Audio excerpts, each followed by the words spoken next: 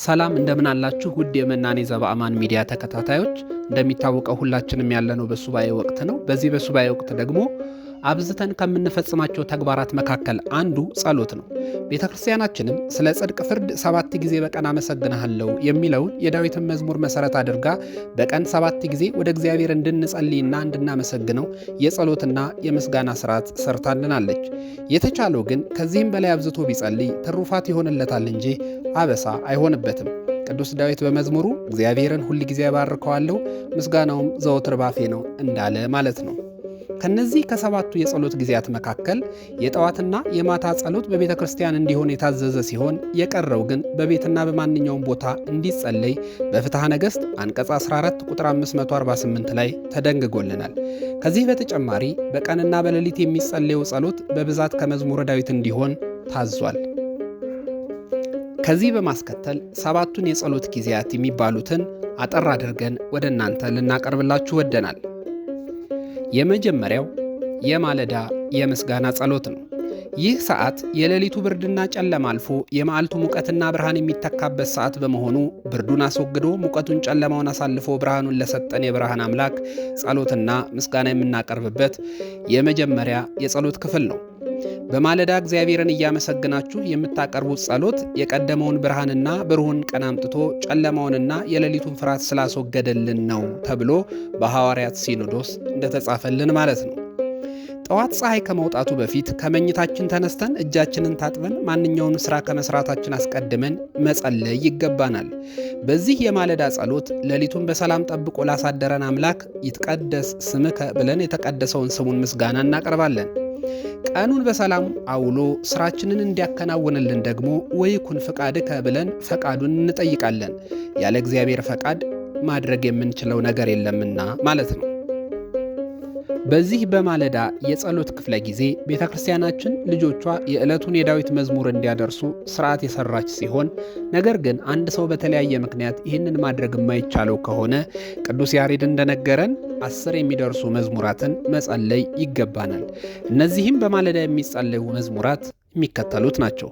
መዝሙር 62፣ 91፣ 5፣ 64፣ 50፣ መዝሙር 148፣ 149 እና መዝሙር 150 ናቸው። እነዚህን 10 መዝሙራትን ሳያቋርጥ አንድ ሰው ቢጸልያቸው ከእግዚአብሔር ጋር የሚያገናኙ የጸሎትና የምስጋና መዝሙራት ናቸው ማለት ነው። ሁለተኛው የጸሎት ክፍለ ጊዜ ጸሎት ዘሰለስቱ ሰዓት ወይም ደግሞ የ3 ሰዓት ጸሎት ነው። ይህ ሰዓት አዳም የእግዚአብሔርን አርአያና አምሳያ ይዞ ነባቤ ለባዌ ሕያው ሆኖ የተፈጠረበት ሰዓት ስለሆነ ነው። ግሩምና ድንቅ ሆኜ ተፈጥሬያለሁና አመሰግንሃለሁ፣ ሥራህም ድንቅ ነው፣ ነፍሴም እጅግ ታውቃለች እያልን በዚህ ሰዓት እንደ መዝሙረኛው ዳዊት ልናመሰግንና ልንዘምር ይገባል። ይህ ሰዓት በሕያዋንና በሙታን ላይ የሚፈርደው ጌታ በጲላጦስ ፊት ለፍርድ የቆመበት ሰዓት ነው። ይህ ሰዓት ክርስቶስ ከጲላጦስ ወደ ሄሮድስ፣ ከሄሮድስ ወደ ጲላጦስ የተመላለሰበት ሰዓት ነው። ይህ ሰዓት ነፍሰ ገዳዩ በርባን ተፈቶ መድኃኒተ ነፍስ የሆነው ክርስቶስ በመስቀል እንዲሰቀል የታወጀበት ነው። ታዲያ ምንም እንኳን የክርስቶስ መከራ ደስታችን፣ መስቀል ተሸክሞ መድከሙ ረፍታችን፣ ተገርፎ መቁሰሉ ፈውሳችን፣ የእርሱ መታሰር ለእኛ ከኃጢአት እስራት መፈታት ቢሆንም ስለ ሰው ልጆች ኃጢአትና መከራ መቀበሉን እያሰብን በዚህ ሰዓት እንድንጸልይና እንድናመሰግን አባቶቻችን ሥርዓት ሰርተው አስቀምጠውልናል። በዚህ በ3 ሰዓት የሚጸለዩ መዝሙራትም የሚከተሉት ናቸው። መዝሙር 95፣ መዝሙር 96 እና መዝሙር 101። እነዚህ የዳዊት መዝሙራት በ3 ሰዓት እንድንጸልያቸውና እንድንዘምራቸው ቅዱስ ያሬድ ምዕራፍ በተሰኘ ድርሰቱ ጽፎ አስቀምጦልናል። ሦስተኛው የጸሎት ጊዜ ደግሞ ጸሎት ዘ6ቱ ሰዓት ወይም ደግሞ የ6 ሰዓት የምስጋናና የጸሎት ጊዜ ነው። ይህ ሰዓት ክርስቶስ የሰዎችን ኃጢአት በመስቀል ተሸክሞ ወደ ቀራንዮ የሄደበት ሰዓት ነው። ይህ ሰዓት ክርስቶስ እንደኛ ኃጢአተኛ ተቆጥሮ ከ2 ወንበዴዎች ጋር በመስቀል የተሰቀለበት ሰዓት ነው። ይህ ሰዓት ፀሐይና ጨረቃ ብርሃናቸውን መከልከል የጀመሩበት ሰዓት ነው። እርቃኑ የተሰቀለው ጌታቸውን ይራቆት ዘንድ አይሹምና ማለት ነው። ስለዚህ በዚህ በ6 ሰዓት ከዚህ በላይ የዘረዘርናቸው ሌሎች የክርስቶስ የተቀበላቸው ጸዋተ መከራዎችን እያሰብን ክርስቶስ የምህረት እጁን በመስቀል ላይ ዘርግቶ እንደተሰቀለ እኛም ውስጣዊ ሕሊናችንን ዘርግተን ስለ በደላችን ይቅርታ እየለመንን መጸለይና ማመስገን ይገባናል። በዚህ በ6 ሰዓት የምንጸልያቸው መዝሙራት ደግሞ የሚከተሉት ናቸው። መዝሙር 21 እና መዝሙር 56። እነዚህ መዝሙራት በ6 ሰዓት እንድንዘምራቸውና እንድንጸልያቸው ያዘዘን እና ሥርዓቱን የሠራልን ቅዱስ ያሬድ ነው። አራተኛው የጸሎት ክፍለ ጊዜ ጸሎት ዘተሰዓቱ ሰዓት ወይም ደግሞ የ9 ሰዓት ጸሎትና ምስጋና ነው። ከቀኑ 9 ሰዓት ሲሆን ወደ እግዚአብሔር ጸሎትና ምስጋና እንድናቀርብ ሥርዓት ተሰርቶልናል። ምክንያቱም ይህ ሰዓት ኤሎሄ ኤሎሄ ላማ ሰበቅታኒ፣ አምላኬ አምላኬ ለምን ተውከኝ ብሎ ዳግማዊ አዳም ክርስቶስ በታላቅ ድምፅ የጮኸበት ሰዓት ነው። ይህ ሰዓት በኃጢአት የመረረ ሕይወታችንን ያጣፍጠልን ዘንድ መራራ ሐሞትን የጠጣበት ሰዓት ነው። ይህ ሰዓት የቤተ መቅደሱ መጋረጃ ከሁለት የተከፈለበት፣ ምድር የተናወጠችበት፣ ዓለቶች የተንቀጠቀጡበት፣ መቃብር ተከፍቶ ሙታን የተነሱበትና ተአምራት የታየበት ሰዓት ነው። ይህ ሰዓት ጌታ ሆይ በመንግሥትህ በመጣህ ጊዜ አስበኝ ብሎ ፈያታዊ ዜማን ጌትነቱን በማመን በክርስቶስ ፊት የንስሐ ጸሎቱን ያቀረበበት ሰዓት ነው። ስለዚህ 9 ሰዓት የጸሎት ሰዓት ጊዜ ሲደርስ ክርስቶስ ለሰው ልጆች የከፈለውን ዋጋ እያሰብን በእግዚአብሔር ፊት ለጸሎትና ለምስጋና በመቆም እንደ ፈያታዊ ዜማን ጌታ ሆይ በመንግሥትህ በመጣ ጊዜ አስበን እያልን ልናመሰግነውና ልንጸልይ ይገባል። በ9 ሰዓት የሚጸለዩ የዳዊት መዝሙራት ደግሞ የሚከተሉት ናቸው። መዝሙር 87 እና መዝሙር 102። አምስተኛው የጸሎት ጊዜ ደግሞ ጸሎት ዘሰርክ ወይም ደግሞ የ12 ሰዓት የጸሎትና ምስጋና ጊዜ ነው። ጌታችን ኢየሱስ ክርስቶስ በ9 ሰዓት ቅድስት ነፍሱን ከክቡር ሥጋው በራሱ ፈቃድና ሥልጣን ከለየ በኋላ በአካለ ነፍስ ወደ ሲኦል ወርዶ በሲኦል ለነበሩ ነፍሳት ነፃነትን አውጆ ወደ ገነት መልሷቸዋል። ታዲያ በእግዚአብሔር ፊት ቆመን የሰርክ ጸሎትና ምስጋናን ስናደርስ ለ5500 ዘመን በሲኦል የነበሩ ነፍሳትን ከሞት ወደ ሕይወት፣ ከጨለማ ወደ ብርሃን፣ ከሲኦል ወደ ገነት መመለሳቸውን እያሰብን እንጸለያለን፣ እናመሰግናለን። ምንም እንኳን የክርስቶስ ሞቱ ሕይወታችን፣ ትንሣኤው ትንሣያችን ቢሆንም በትንሣኤው ሙስና መቃብርን ያጠፋልን ዘንድ መለኮቱን የተዋሃደ ሥጋ አምላክ ወደ መቃብር የወረደው በሰርክ ነውና ርደተ መቃብሩን እያሰብን ሰላም ለበድነ ሥጋከ መለኮቱ ዘኢተፈልጠ ለሰዓት አሐቲ ከመቅጽበት አይን ዳጠ፣ ለአይን ጥቅሻ ያህል እንኳን ከመለኮቱ ላልተለየ በድነ ሥጋ ሰላምታ ይገባል እያልን በዚህ ሰዓት እንደ አባቶቻችን ልናመሰግነው ይገባል። ዳግመኛም ይህ ሰዓት ቀን በሥራ ሲደክም የዋለ ሁሉ ዕረፍተ ሥጋ የሚያገኝበት ነውና ወበከመ አቀብከነ እምነግ እስከ ሰርክ ቀበነ እግዚኦ እምሰርክ እስከ ነግ፣ ከነግ እስከ ሰርክ የጠበቅከን አምላክ ሆይ ከሰርክ እስከ ነግ ጠብቀን እያልን ቀኑን በሰላም አውሎ ዕረፍተ ሥጋን ለሰጠን እናመሰግነዋለን። ሌሊቱን በሰላም ጠብቆ እንዲያሳድረንም እንለምነዋለን። በዚህ በሰርክ ታዲያ የሚጸለዩ የዳዊት መዝሙራት ደግሞ የሚከተሉት ናቸው።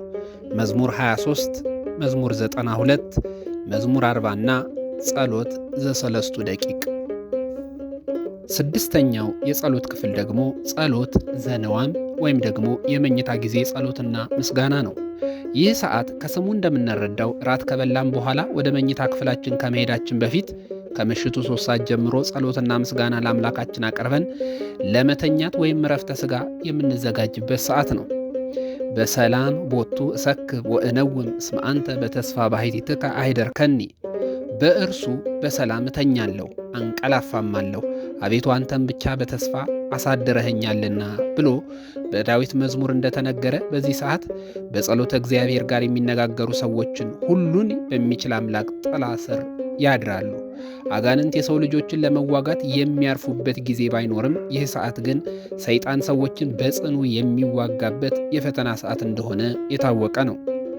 ጌታችን ኢየሱስ ክርስቶስ በምሳሌ ባስተማረው ትምህርት ሰዎች ሲተኙ ግን ጠላት መጣና በስንዴው መካከል እንክርዳድን ዘርቶ ሄደ ሲል እንደተናገረ እኛም በተኛን ጊዜ ጠላታችን ዲያብሎስ በገራይተ ልቦናችን ዘራ ኃጢአትን እንዳይዘራብን ከመተኛታችን በፊት በ3 ሰዓት የሚጸለየውን ጸሎት ዘነዋም ተግተን መጸለይ ይገባናል። ክብር ይግባውና ጌታችን ኢየሱስ ክርስቶስ ጌቴሴማኒ በሚባለው ስፍራ እየጸለየ ሳለ ደቀ መዛሙርቱ ተኝተው ሲያገኛቸው ወደ ፈተና እንዳትገቡ ትጉና ጸልዩ ብሎ በዚህ ሰዓት ተግቶ መጸለይ እንደሚገባ አዟቸዋል። ታዲያ በዚህ ሰዓት በመኝታ ጊዜ የሚጸለዩ የዳዊት መዝሙራት ደግሞ የሚከተሉት ናቸው። መዝሙር 4፣ 22፣ 62፣ መዝሙር 90 እና መዝሙር 131 ናቸው። ሰባተኛውና የመጨረሻው የጸሎት ክፍለ ጊዜ ደግሞ ጸሎት ዘመንፈቀ ሌሊት ይሰኛል። ወይም ደግሞ የመንፈቀ ሌሊት ጸሎትና ምስጋና። በመንፈቀ ሌሊት የምንጸልየው ጸሎት ሰባተኛው የጸሎት ጊዜ ሲሆን በዚህ ሰዓት ከመኝታችን ተነስተን እጃችንን በውሃ ታጥበን ውሃ ከሌለም በምራቃችን እጃችንን እፍ ብለን ካማተብን በኋላ መጸለይ እንደሚገባን በቀኖና መጻሕፍት ታዟል። የመንፈቀ ሌሊት ጸሎት ሲደርስ አብረው የሚኖሩ ባልና ሚስት ምናልባት በአንዱ ላይ ድካመ ሥጋ ቢሰማውና እንቅልፍ ቢረታበት አንዱን በማበርታት አብረው እንዲጸልዩም ታዟል።